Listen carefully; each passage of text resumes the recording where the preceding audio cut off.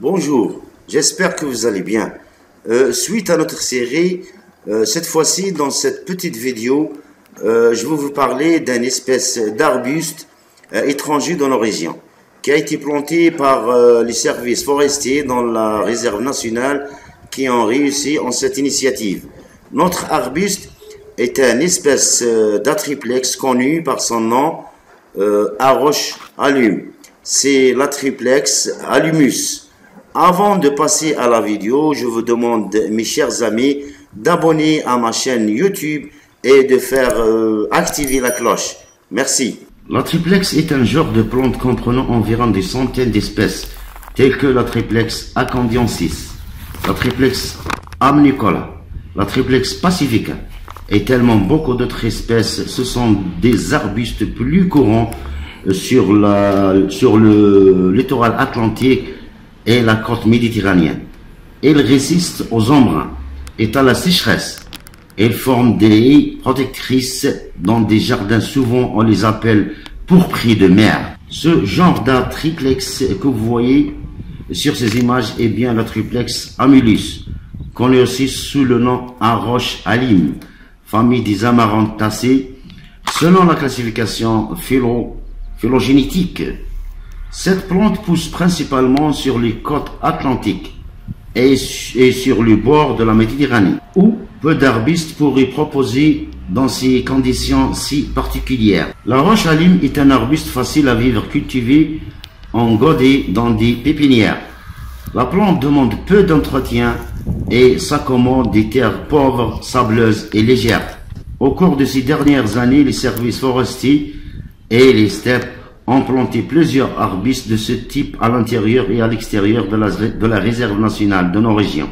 La plupart d'entre eux ont résisté à la sécheresse et sont devenus des grands arbustes, parmi celles que je suis en train de filmer. Donc, c'est un arbuste au port irrégulier. Il peut atteindre 2 mètres de hauteur. Ses rameaux tortueux et ses feuilles sont recouvertes d'une infinité d'accueils pulvérulantes qui leur donnent un aspect velouté et blanchâtre, particulièrement ornemental. Le feuillage est plus souvent persistant, même si en période de grand froid. Les feuilles ont tendance à chuter prématurément. Elles sont épaisses et coriaces, présentant une face supérieure bleu-vert et un revers blanc argenté. Le limbe des feuilles juvéniles a une forme ovale, alors que celui des feuilles plus âgées est grand et triangle en forme de fer donancé à sa base. Le feuillage est très riche en éléments nutritifs qui font le bonheur des oiseaux pour se cacher et pour nicher. Les fleurs minuscules de couleur jaune regroupées en épis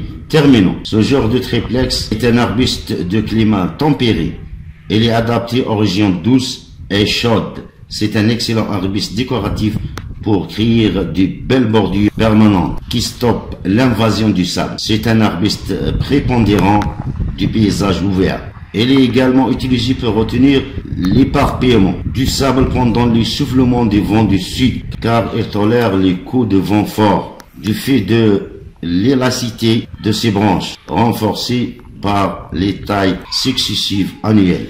Voilà mes chers amis, j'espère que vous avez eu une petite idée sur cette plante qui est un arbuste qui peut s'associer bien à d'autres plantes.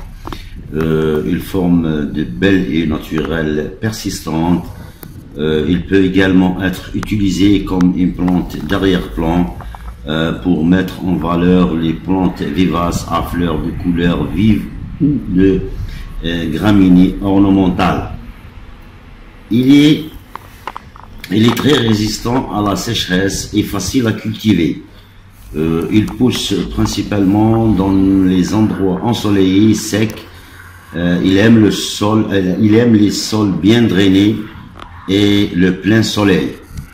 Il forme généralement des masses régulières, mais il peut être taillé à votre goût, supprimer les tiges mortes en sortie d'hiver et rabattre les plantes après leur floraison. Une dernière information, dans le péninsule ibérique, depuis la période arabique, il est utilisé pour former des haies pour sa résistance à la taille. Est aussi comme plante fourragère. Vous pouvez cultiver cette plante dans vos jardins parce que cet arbuste trouve sa place tout naturellement dans les jardins méditerranéens, les zones pointues dont il limite l'érosion, les dunes, mais aussi dans les jardins secs très en vogue actuellement afin de respecter le concept de jardin à gestion durable. Dans les régions arides d'Afrique du Nord, cette plante est utilisée pour regarnir les zones en voie de désertification tant qu'elle supporte bien la sécheresse et de longue durée.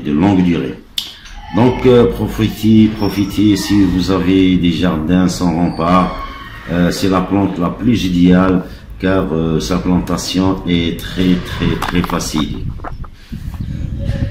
Et comme tout végétal, cette espèce d'arbuste élabore sa matière organique carbonée par photosynthèse à partir de dioxyde de carbone en utilisant la lumière comme source d'énergie.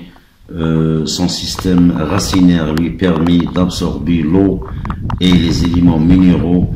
Et autant qu'on est en Afrique du Nord, c'est le pays de soleil et de lumière. Donc pourquoi pas profiter le maximum en cultivant ce robuste arbuste dans nos jardins. En plus, cette plante est une plante comestible au goût salé, contenant des minéraux, des protéines et des vitamines A, C et D. Les feuilles peuvent se consommer crues ou cuites en alimentation humaine, souvent en période de disette. Elle est aussi consommée en alimentation animale dans certaines zones. De faible valeur nutritionnelle, elle est préconisée comme complément alimentaire à des céréales.